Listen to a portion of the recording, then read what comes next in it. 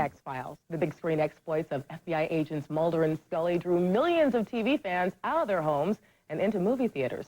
In addition to stars David Duchovny and Gillian Anderson, fans turned out to see some eye-popping special effects. He got the inside scoop on how the movie's magic was created. Oh. Now what? It's locked.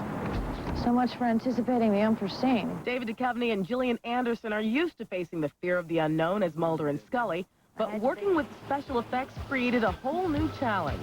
Half the stuff that we end up seeing on the film past a certain point,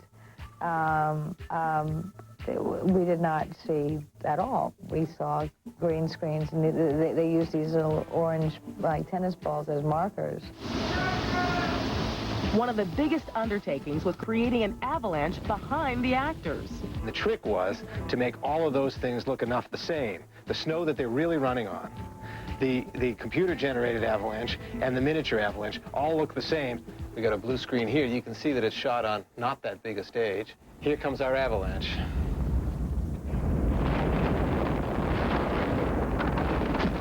And then here, there's the same scene now. We've put in two little figures, we put in some sky, we put in some snow, and lo and behold, these people are now in the Antarctic and they're in a lot of trouble. And here's what the finished scene looked like on the big screen.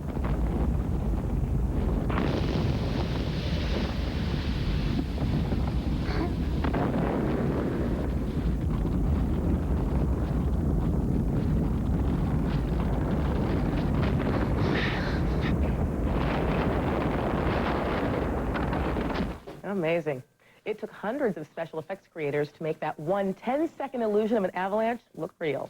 And it did. Sure, it was a big opening weekend for the X-Files, but was it big enough? Some critics say the movie is aimed only at fans of the TV series, leaving non-fans colder than that scene in the Antarctic.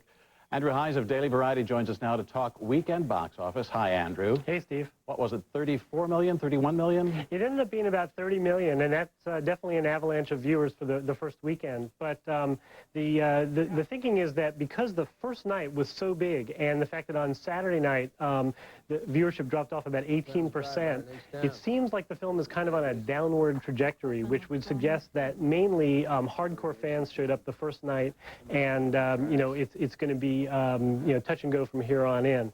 Only a couple of films have ever opened to as big a number as 30 million and not gone on to gross 100 million. This could be one of those. So it's a kind of a good news, bad news situation. Exactly. Do you think it has legs at all?